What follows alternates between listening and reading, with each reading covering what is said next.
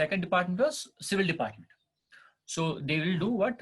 They will plan, design, and oversee the construction and maintenance of the building structures and infrastructure. So starting from the planning and designing and the construction and maintenance, all will be handled by the civil department, civil people. Okay. Second will be building services. So third department, building services department. That is our department in which MEP comes in. Okay. So what is the function of this department? Building services department is responsible for the design, installation, operation, and monitoring of the technical services. What are those services? Mechanical, electrical, and public health systems, also known as MEP. Okay. So in short, just as I told you, just remember this point. So why we need building services? In order to survive in the building, we need building services. Okay, it's very important. Okay, this department. So we'll go, I'll explain you later what is MEP. Okay, so I hope you understand what is building services department. Okay, so next thing was interior design. Interior design department deals with the interior and exterior aesthetics of the building. Okay.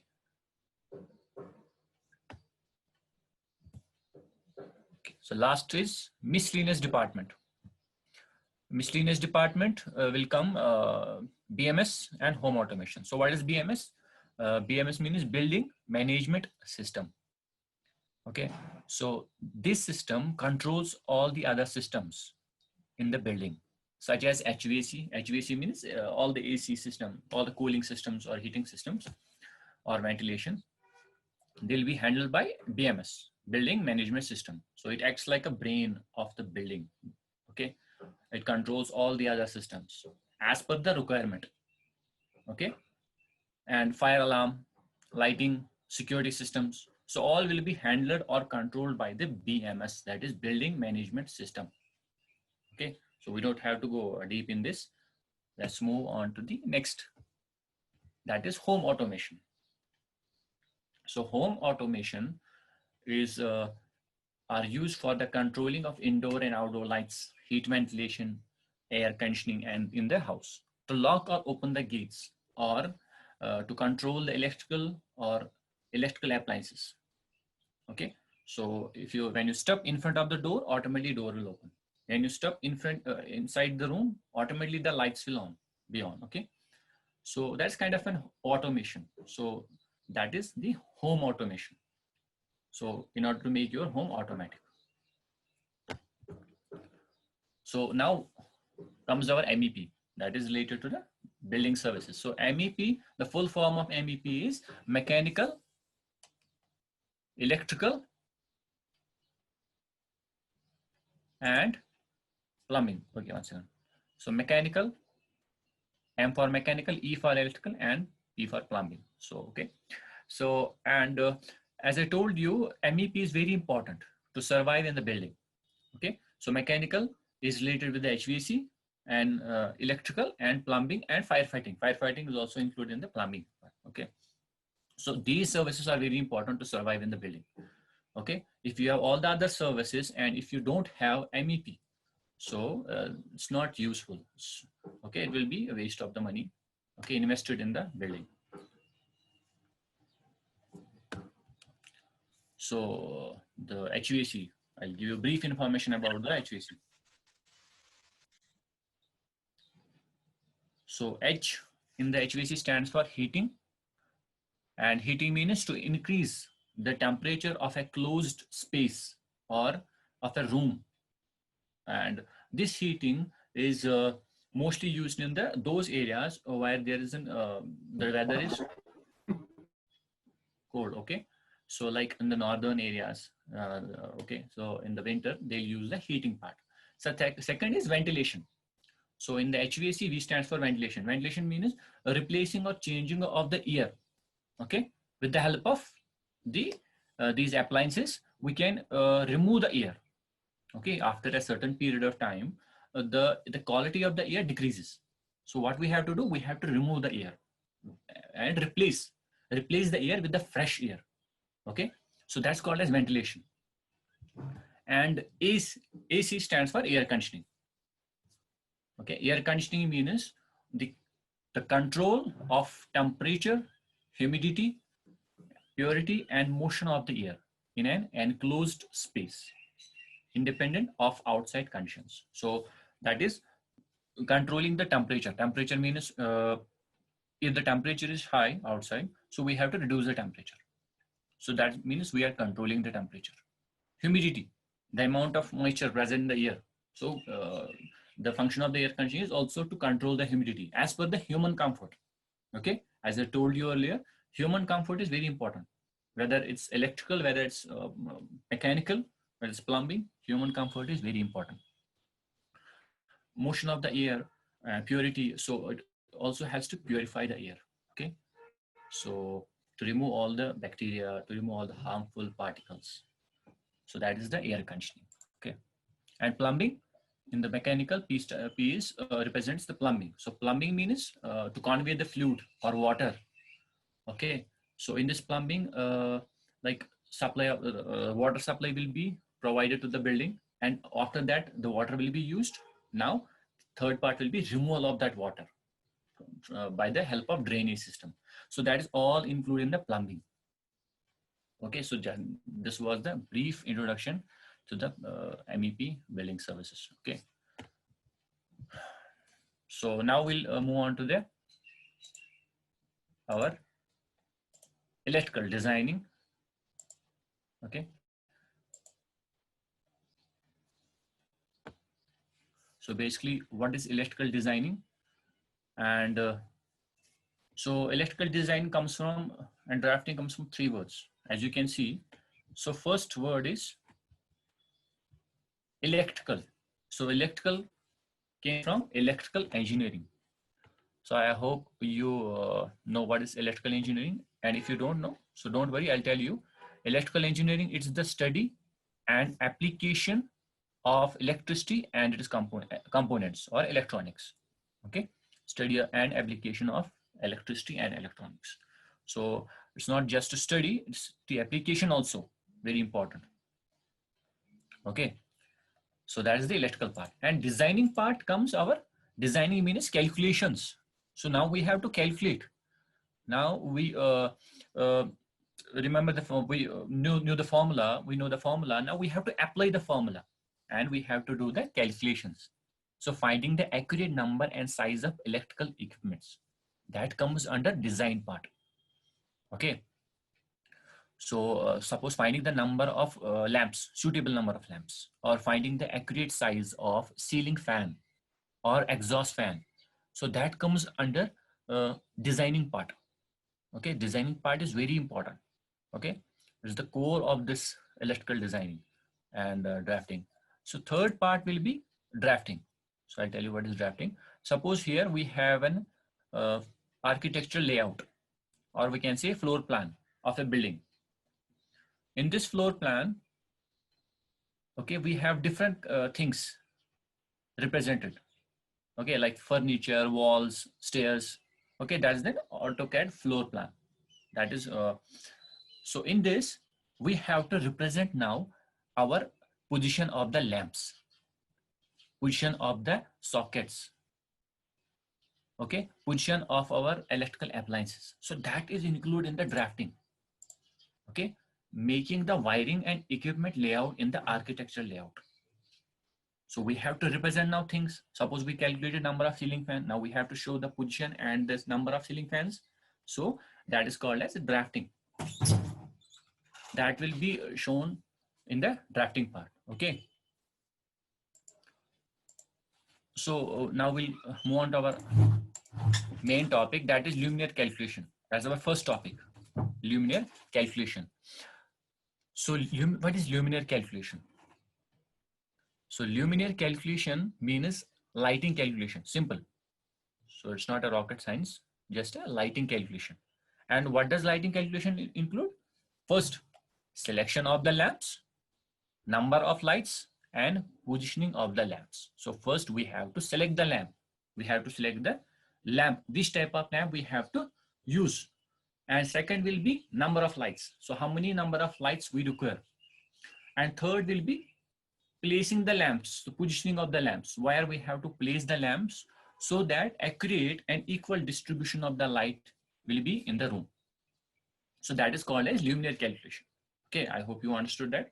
What is luminaire calculation? Okay, but before starting the luminaire calculation, you should know some basic terms. Okay, so basic terms is very important. We should know what is the some definitions. Okay, so first thing is what is light, because luminaire calculation means giving the light, because lamps will give the light. So what is light? Light is the medium through which we can recognize the world surrounding us. That is the simple definition. Basically, you don't have to remember the huge definitions. And light is the medium through which we can recognize the world surrounding us. That's it. So that's very important. Light is very important for any building. Okay. So that's why our first topic will be number of lights, number of lamps calculation. So what are the basic definitions we should know first? In order to calculate the number of lamps, we should know these terms. We should know these phenomena. So the first thing, if you have a lamp inside the room, what are the phenomena that will happen in the room? The first phenomena that will happen will be luminous flux. This one, luminous flux. So that is the first thing. So what is luminous flux?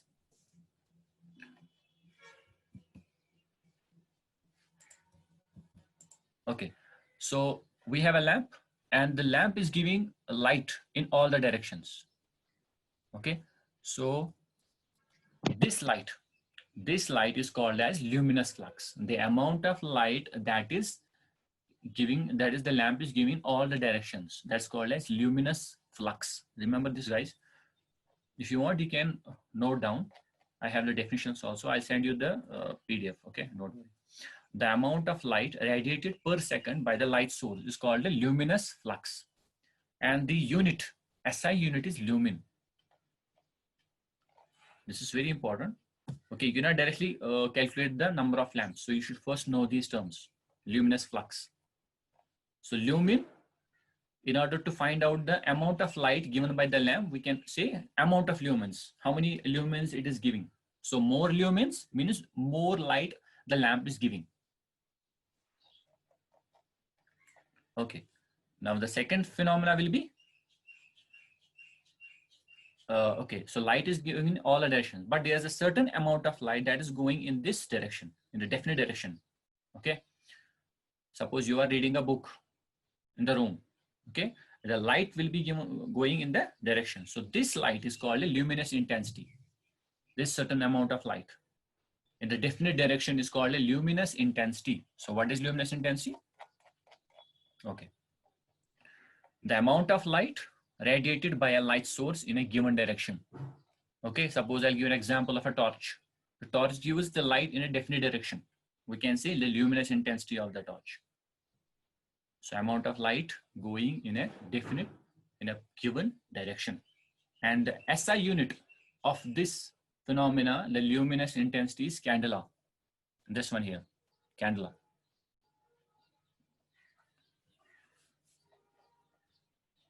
Okay, so don't worry, I'll share the PDF to you. Okay. So first was luminous flux, second is luminous intensity. Okay, now the third phenomena, that is called as illuminance. ILLUMINANCE, illuminance. So what is illuminance? Now the light will fall on your book. So the definition of the illuminance is the amount of light falling on the unit surface. Here, the amount of light falling on the unit surface of the book. Okay, so that is called as illuminance. And the SI unit for this illuminance is lux, LUX here. And 1 lux is equal to 1 lumen per meter square. That's the relationship between illuminance and luminous flux. Or we can say lux and lumen. So 1 lux is equal to 1 lumen per meter square. So illuminance is independent of the direction from which the luminous flux reaches the surface. So that is, the illuminance is the falling of the light on the surface. It doesn't depend upon the direction of the light. Okay. So I hope you understand this. The last phenomena, that will be luminance. Now the light will reflect from the book, from the copy to your eyes. So that's how you can read. Okay. So until the light is not reflected, you won't be able to read anything. You won't be able to see anything. So the reflection is very important. So this is the incident and this is the reflection of the light. Okay. This phenomenon is called luminance, the reflection from the surface of the book. So what is the definition of luminance? The amount of light, this is the luminance, amount of light radiated by a units of apparent surface in a given direction. Okay, amount of light radiated. Now it's reflected from the surface and going towards the direction of your eyes, like while you will be sitting. And the SI unit of this is the candela per meter square. Okay, guys. So I hope you understand this. These are 4 important things. And the most important 2 that will be used while calculating the number of lamps will be luminous flux, that is the lumens, and illuminance. So number of amount of light given and amount of light required for any surface. So these 2 are important, luminous flux, and they have the relationship with each other. So 1 lux is equal to 1 lumen per meter square. Okay, so that is the these 4 things. Okay. Now we'll move on to our main topic, that's the luminaire calculation. So what was the first thing that we have to do in luminaire calculation? Was selection of the lamps. That is the selecting the suitable type of lamp. So we have different types of lamps. We have LED, we have incandescent lamps, we have fluorescent tube light lamps, we have sodium high pressure lamps. So we have different types of lamps. Okay. So if you select any lamp, okay, and then you have to calculate as per that lamp, the number of lamps. And then the last step will be positioning of the lamps. So what are the factors we have to consider while selecting a lamp? Now, for the first thing is selection of the lamps. So first factor will be the efficacy. That is the amount of light, or we can say the ratio of the light output from a light source to the power consumed. In simple, you just have to remember what is efficacy means. Lumens per watt. It means that is 1 lumen. We have a lamp, okay? So this lamp is giving light in different directions. Suppose this lamp is 7 watt. 7 watt of lamp, okay? 1 watt, how many lumens it is giving? That is the efficacy. This is not efficiency, this is efficacy, okay? So 1 watt, how many lumens? As I told you, what is lumens? Lumens is the luminous flux. Okay, so this is the efficacy. Efficacy is very important. Okay, the higher the efficacy, the better the lamp will be, or more it will save our energy bill. Okay. So do you have any questions related to?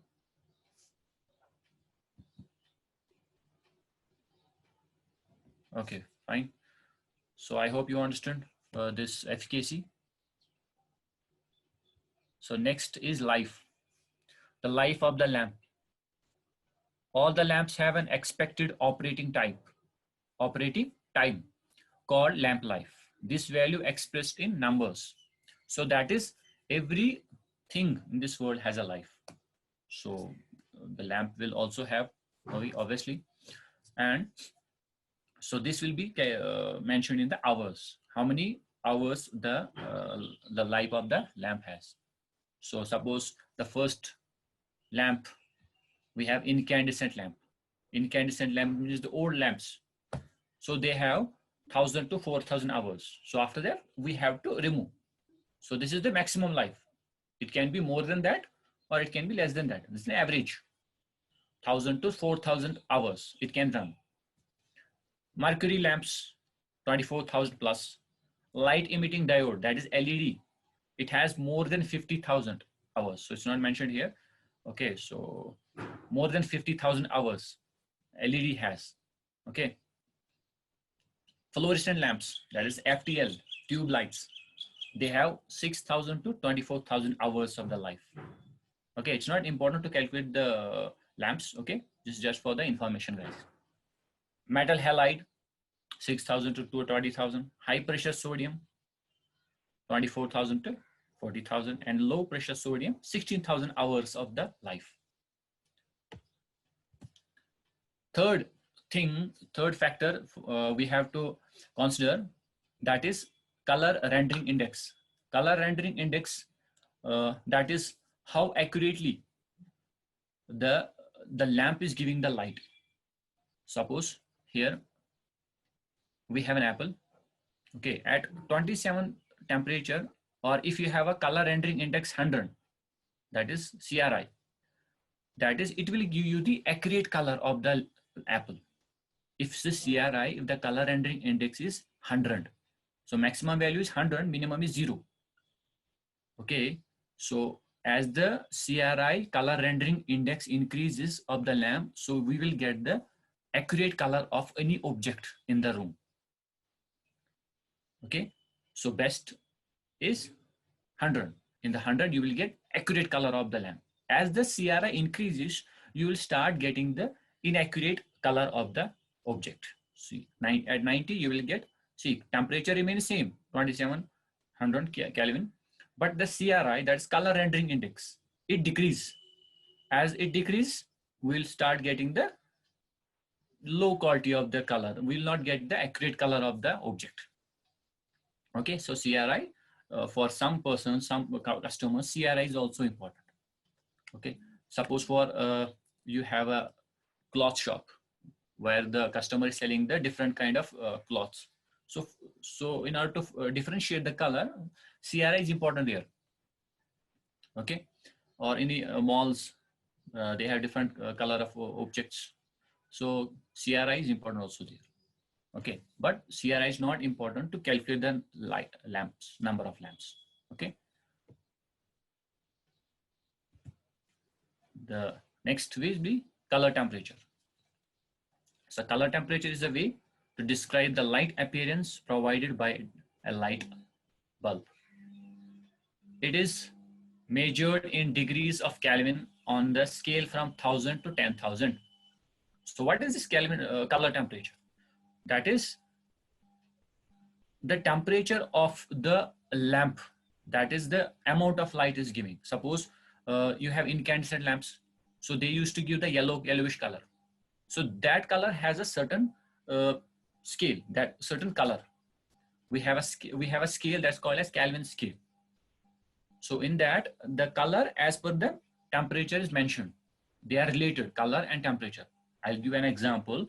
If you have an iron rod, and if you are putting that iron rod inside the fire, so slowly, gradually, the color will start changing as per the temperature. Okay.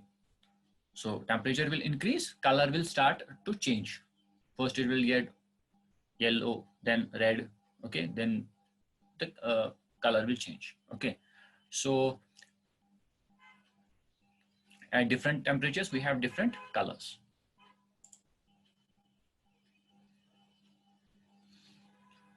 Okay. So here we have some number of lamps. High pressure sodium lamp. And for CRI, of that is color rendering index of high pressure sodium lamp, 30, and efficacy 60 to 120, and life hours we have 10,000 to 24,000. That's multiplied by 1,000. Okay, so suppose here we have LED, light emitting diode. Mostly nowadays LED is used for any residential or commercial building, and these high pressure and low pressure or these other lamps are used like high pressure sodium. These are used for like commercial purpose or very where the huge amount of lumens light is used. But for basic purpose, mostly we use LED. Why? Because LED has a better CRI, 70 to 90. It's okay, fine.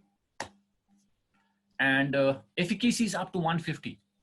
Okay, see guys, 150, see it's most like low pressure 200, but average we have the LED has a better efficacy. So as I told you, the better will be the efficacy. So more the energy it will save. Okay, and life hours is 10,000 plus. Okay, hours.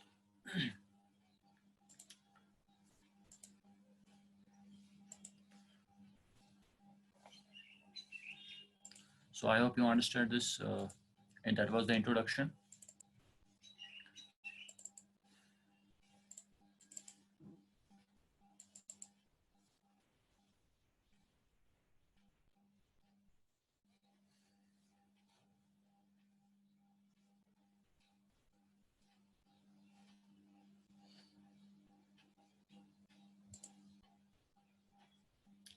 Okay. So today we'll learn the calculation of the lamps. The first was the selection of the lamp, and the next part will be calculation of the number of lamps. So today we'll learn the formula, and the next class we'll do the examples to calculate how to calculate the number of lamps. Okay, and we'll take the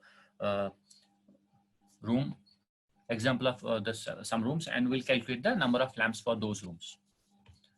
Okay, today we'll learn about the formula. So to calculate the number of lamps, we have two methods. The first method is manual method by using the formulas, and second is the software method. We have different kind of softwares. We have Relux, we have Dialux. Okay, so I'll teach you the Relux also, how to do the number of lamps by using the software. So this is the manual method formed by using the formulas. Okay, so first the number of lamps is equal to, this is the formula guys. Okay, area, if you want to write down the formula, you can write down this. Calculation of the number of lamps is equal to area, that is the area of the room for which we have to calculate the number of lamps. For which we have to calculate the number of lamps. This is the area multiplied by lux level.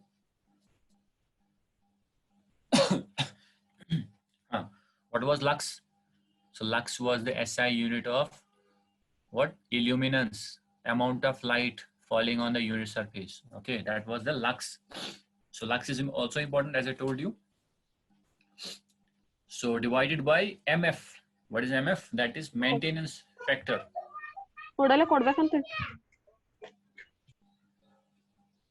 MF is maintenance factor, and UF, that is utilization factor. Don't worry guys, I'll explain these terms one by one because it's very important. And last is lumens of the lamp. That was first amount of light given by the light source. That is the luminous flux. So amount of light given, amount of light received. And this is the area of the room, and maintenance factor and utilization factor. These are the terms that we should know for calculating the number of lamps. Okay, I hope you wrote down this formula. Okay, I'll explain one by one these terms. So first thing what we need was area. Okay, so area of the room, that is the length of the room and breadth of the room, and height of the room you should also know. Why? Because I'll tell you later why the height of the room is also important. For now, for area, we need length and breadth. But remember guys, kindly note down this. This formula is applicable in metric system. So our length and breadth should be in meters. Okay. So it should be in meters. So metric system.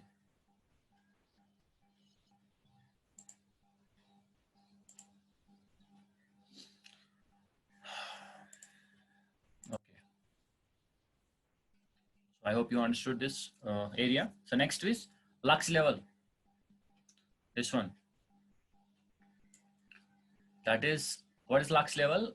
It is the illuminance level, as I told you. So amount of light falling on the unit surface of the of object, illuminance level. So luckily you don't have to calculate this. It's already set by the standards. Okay, it's already set by standards.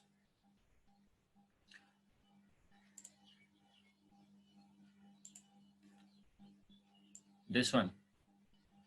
So remember this, it's already set by the standards. And I'll give you the PDF of those standards. Okay, so all the types of rooms are mentioned. So this lux level depends upon the type of the room. Suppose for a classroom, the lux will be of different value. Suppose 200 will be the value of the lux. And for the office, it will be 300 or 500. So it varies room by room. Okay, for different types of rooms, we'll have different types of different values of lux. Okay, so you have to take the value from the standard, the PDF or the tables. Okay. The next thing was this maintenance factor. So what is maintenance factor? Maintenance factor, I'll give you the definition of the maintenance factor. Okay, don't worry. And second, the fourth was utilization factor. Okay. And the last is lumen of the lamp. So lumen of the lamp, how to calculate? Guys, please, you have to be focused in this because it's very important. Luminous flux, okay, amount of light given by the lamp. Okay, see, you can see here the lux level. This is from PDF. Okay, so suppose for entrance hall 150, bedroom 100, general with dressing table and bed head it's 200. We have kitchen, for kitchen it's 200. Bathroom we have 100. So this is the value of lux level or illumination level, guys. Okay, here excuse me. Kitchen we have 200, bathroom here, guys, this is the kitchen, bathroom, stairs, garage. So we have all the values. Okay, this is just a page of that PDF. Okay, you can also get this from online if you write down the lux level of different buildings or rooms. Okay, you'll get that PDF, or I'll send you that PDF, don't worry. So you will get the values from the PDF. So next was maintenance factor. What is maintenance factor? In lighting calculations, the ratio of the illumination of the light source or the light surface at a given time to that of the initial illumination. Okay, so you don't understand. Okay, so I'll tell you what is that. Initially, when you buy a bulb, so the surface of the bulb is clean. But after a certain period of time, the surface of the bulb will get, okay. So why? Because this dust will start accumulating on the surface of the lamp. Now it's not giving the light that initially it was used to give. Now there's a difference. Okay, so it is the ratio of the illumination of light source, okay, or the light source at a given time to the initial illumination. Now this light is also giving light, this lamp. So now this light ratio to the initially it was giving. So there will be difference. That is called as maintenance factor. So you have to consider the maintenance factor here. Okay. So the more the air will be dirtier, or more the particles will be in the air. Okay, if the air is not clean, so the our more will be the maintenance factor. So we have to consider that. Okay, guys. For AC room, it's 0.8.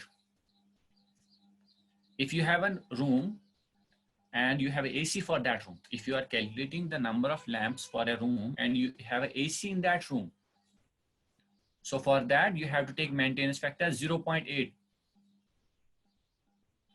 Okay, guys, you can write down these values. For AC room, 0.8. For non-AC, 0.7. For roadside shops, roadside, you have a building on the road, okay, or any roadside shop, 0.6. And for factories, workshop, 0.5. Yeah.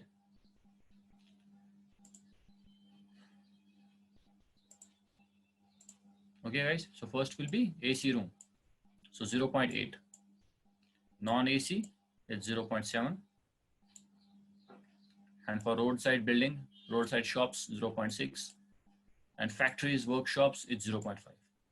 You can see factories and workshops, there will be dust particles, smoke particles, so it's 0.5. Okay, I hope you understand this. What is maintenance factor? So 0.8, 0.7, 0.6, and 0.5. So moving on to our next, that is CF, coefficient of utilization. So coefficient of utilization, it is the ratio of the luminous flux received on the work plane to the light emitted by the lamp. What is that? When this lamp, it is emitting light, and the light will start travel to your work plane. Work plane means on which you are working. Suppose if you are sitting on the table or table and chair, so table will become your work plane. In the classroom, the bench become the work plane. In any office, the tables become the work plane. If you are sitting on the floor, then your floor becomes your work plane. Okay, guys. So the amount of light received on the work plane will be different, will not be same as the amount of light emitted by the lamp. So there will be difference. So amount of light here will not be equal to amount of light received on the work plane. So there will be some loss. Okay, so that is the how much you are utilizing, coefficient of utilization. Okay, so coefficient of utilization thus depends upon the height of the room. More will be the height of the room, more will be the losses in the light. Okay, so coefficient of utilization, how to find out the value of the coefficient of utilization? That is the main question, guys. Okay, so in order to calculate the coefficient of utilization, we should have two things. We should know first two things.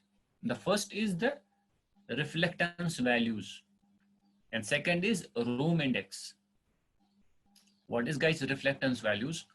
Reflectance values are those values, that is the amount of light reflected from the surfaces of in the room. Suppose the amount of light reflected from the walls or from the ceiling or from the floor or work plane, we can say. So that is the reflectance values. Okay, it's already said, you don't have to find out. So here I'll give you an example. You can see if the color of the walls or ceiling or the floor or any surface, if it approaches towards the white color, so more will be the reflectance. So black will have 0% reflectance and white will have 100% reflectance. So it depends. So reflectance depends upon the color and texture in the room. Color, if it's white color, it will give maximum reflectance. And if it has a smooth surface, that is the type of surface, smooth white surface, maximum reflectance. If you have a black surface will give 0%. Okay. Suppose if you have a classroom, it has a white walls, so obviously it will give maximum reflectance. Reflectance from the wall, reflectance from the ceiling, and reflectance from the work plane.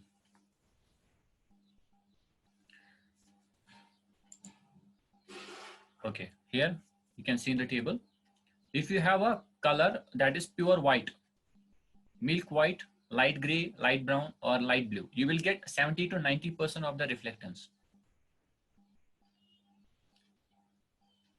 If you have medium gray, if you have a medium gray, medium green, medium yellow, you will get 30 to 60% of the reflectance. And if you have a blue or dark gray, you will get 10 to 20%. So remember this, it depends upon the color and texture. But you can see here, if you have a dark, that is 5 to 10%. Okay. For example, read this example. For the classroom, it has white walls. Okay. We can go the values for the wall, for the ceiling, and for the floor, or we can say work plane. 80, 50, and 30. So it means from the wall, it will be 80, and from the ceiling 50, and from the floor 30. Okay, I'll explain you again. See here, in the ceiling, you will get 80 to 90%. So most of the reflection will be from ceiling, guys, because light is closer to the ceiling. So you will get most of the reflection from the ceiling. So if you have a white colored walls, you will get 80 to 90% from the ceiling. Okay, these are the general values, 80 to 90%. So if you are considering, okay, the bright color walls, so 80 to 90. From the walls, 40 to 60, so maximum 60, for minimum 40. And desk, bench, top, machines, equipment. So this desk means work plane. Okay, if you have a if you are sitting in the classroom, you have bench. In the office, you have table. So it will have reflectance of 25 to 45%. And for the floor, if you are sitting on the floor, not less than 20. At least 20 you have to keep. So these are the reflectance values. Okay, I'll explain you how to use these values while calculating the coefficient of utilization. Okay, guys. So moving on to our next. See, I'll show you here. We have a room here. So the light reflecting from the wall, from the ceiling, it is represented as R. R means reflectance, and ceil, C-E-I-L, is ceiling. So the amount of light reflected from the ceiling. And the amount of light reflected from the wall, that is R wall. So how many percent it should have? 40 to 60%. And for the ceiling, it should have 80 to 90%. And from the surface, suppose this is our work plane.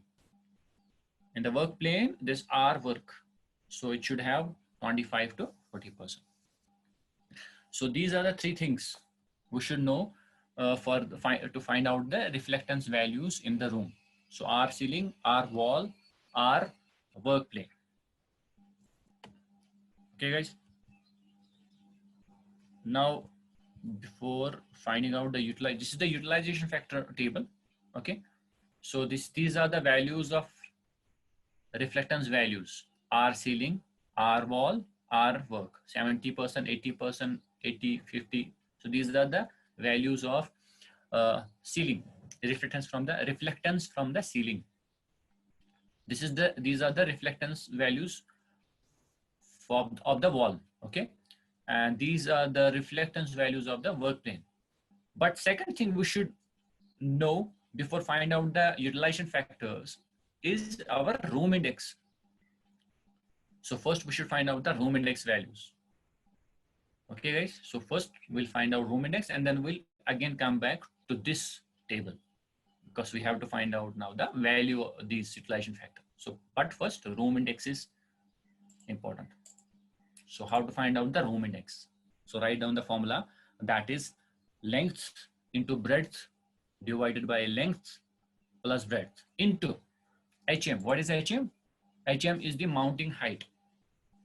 So L is the length of the room in meters, guys. Okay, because this is as I told you, this formula is applicable in metric system, meter. So the length of the room should be in meters. The breadth of the room should be in meters.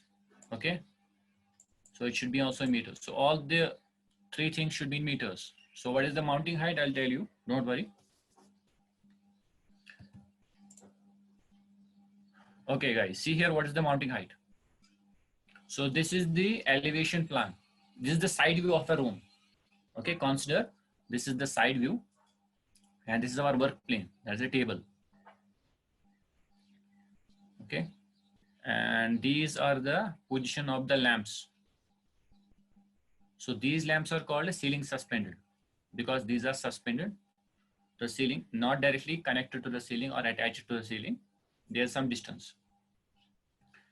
Okay, this is the spacing between the two lamps. So this is called a luminaires or lamps. And this line is the ceiling level. This line. Okay, ceiling level. Now mounting height. Mounting height is the height of the lamp from the working plane. Here, HM.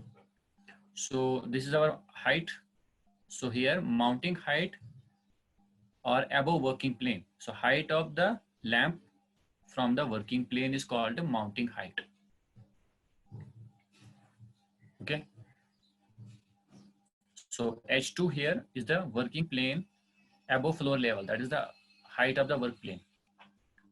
And here H3 is the suspension height. So the first thing, the thing that's important here is mounting height. Okay. So you will get that value because the height of the room you will get from the client or customer. Okay. Suppose he'll give you the AutoCAD plan. In that AutoCAD plan, you will have the elevation plans. Elevation plan means those plans, those AutoCAD plans, where you will get the height of the building or height of the each room.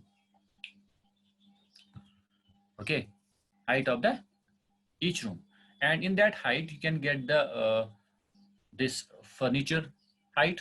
Obviously, in the AutoCAD plans you have the furnitures also, the placement and position and number of furnitures, and so you have to find out the mounting height. Generally, minimum you have to keep 2.5 meters. At least you have to keep 2.5 meters. 2.5 meters you can take here for this example. For the calculation purpose, we can take 2.5 meters. Okay. Otherwise, you can get from the elevation plan of the building or elevation plan of the room. Suppose if you want to keep your lamp here, if you are not using the ceiling suspended lamp, if the lamp will be here, if the lamp you are connecting, wait 1 second. Suppose you are using the lamp here. Okay. So the height of this from the ceiling up to here, this will be our mounting height then.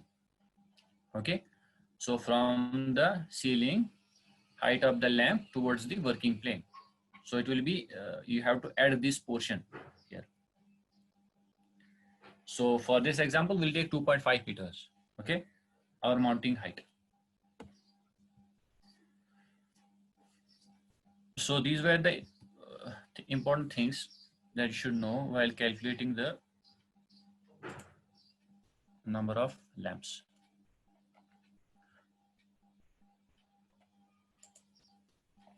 So shall I show you an example how to calculate, or we'll do it tomorrow? Okay guys, shall I start the calculation of a room, or shall we do it tomorrow?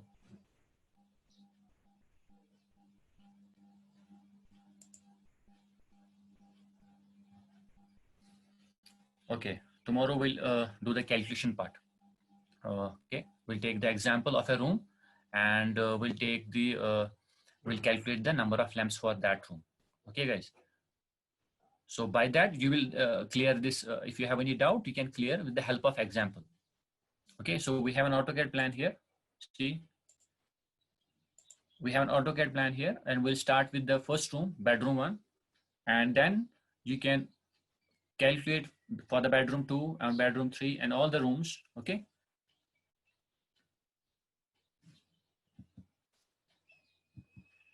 Okay, guys, tomorrow I'll show you. Okay, if you have any questions, you can ask.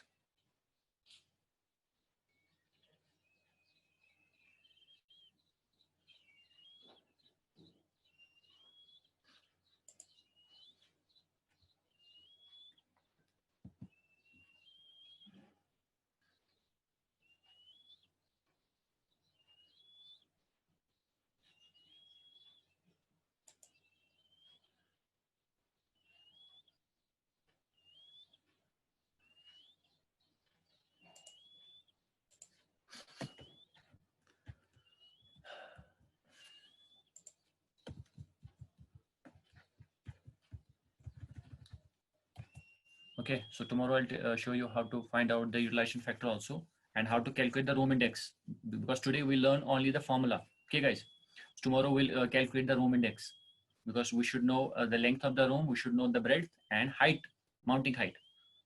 Okay, so we'll take the example and we'll calculate the utilization factor tomorrow.